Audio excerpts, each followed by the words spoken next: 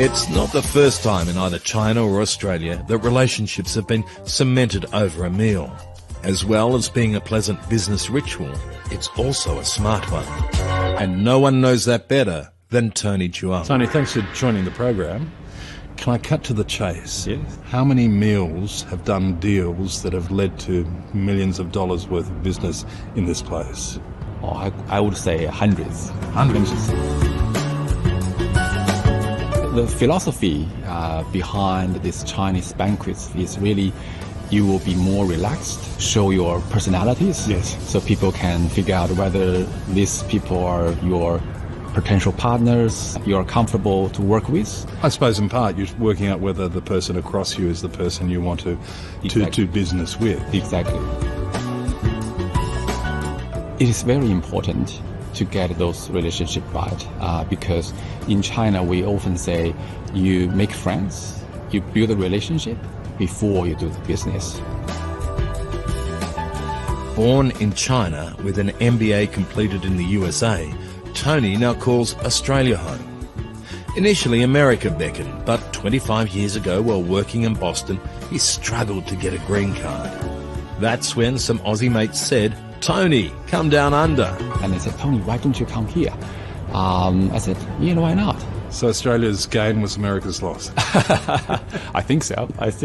Was it a good decision for you? Oh, I think that's probably my best decision made in my life coming to Australia. Yes. When I first come to Australia, the blue skies, beautiful white beaches, but also I was most impressed was the Australian people. They were so friendly. Including our bed bugs? I'm told when you arrived, yes, you had a very unpleasant experience. That's the first night I stayed at a hotel in Sydney, not far away from here. I was bitten by a bug, and I was a bit horrified. But that's the only unpleasant experience, actually. But afterwards, I ended up working for the Austrade, the federal government agency. As a person not born in Australia, end up working for the federal government. Yes. Furthermore, I was posted to the Australian embassy in Beijing as a trade commissioner. Do you find that unusual? Do you think that would happen in other countries? I don't think so. I don't think that will happen in the US or in Europe or in any other countries. But I think that also shows how Australia embraced this multicultural concept. Yeah. Anyone coming from anywhere can have the opportunity to do the best thing they can do for the country, for their own personal life, I think. As a trade advisor to business leaders and multiple New South Wales premiers, Tony has been a privileged participant in the explosion in trade between China and Australia. Stay tuned for a very big number. The bilateral trade between Australia and China accounts for about 26% of Australian total trade. Wow. So that means 1/4 of Australian trade is with China. That is a huge number. Yeah. It would not have been possible without the vision and courage of former Australian Prime Minister John Howard. In 2005, he began the process that led, 10 years later, to the China-Australia Free Trade Agreement. To commence negotiations for a free trade agreement. Mr. Howard, thanks for joining us. Pleasure. What were the benefits that you saw for Australia of having a relationship like the one that was negotiated with the Free Trade Agreement? What we did by pursuing the free trade agreement with China was to make sure that the opportunity of opening up this trade with the potentially largest economy, or certainly by then the second largest economy in the world, was not lost.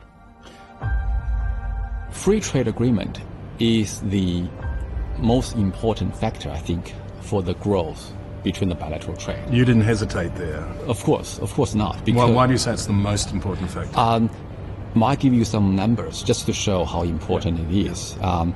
The negotiation of FTA started in 2005. At that time, the bilateral trade was only like 37 billion Australian dollars. It took 10 years for the negotiation. By the time of 2015, the bilateral trade became 150 billion. But then today, the bilateral trade is $325 billion. Yeah. So that's doubled. In Australia, we have learnt over a long period of time that free trade means jobs.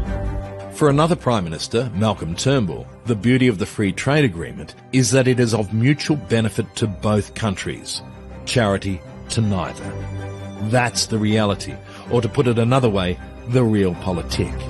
Trade is a two-way street. I mean, China does not buy our iron ore because they like, Australian koalas or something like that. They buy it because it's good, it's good quality, it's high, the grades are good, and it's competitive with alternatives. Terrific. And that applies to everything else. So, surely we're just better off acknowledging that trade is a partnership. I mean, no one's doing us a favour. We're not in receipt of Chinese aid. No one's giving us things. It is a trading partnership. So tell me, what is the temperature like at the moment? Because there have been some rocky periods recently. Yes. Is the temperature warming up? Yeah. Oh, that's for sure. I think after the pandemic, our Prime Minister, Albanese, has visited China twice.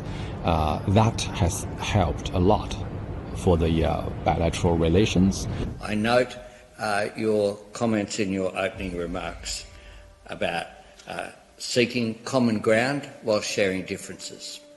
That approach has indeed produced very positive benefits for both Australia and for China. How much of a help has it been? From the Chinese perspective, Chinese business perspective, the top leaders meet and talk. Trade is now flowing freely to the benefit of both countries and to people and businesses on both sides. 也达成了这个共识，在双方共同努力下呢，中澳关系走出低谷，实现转换，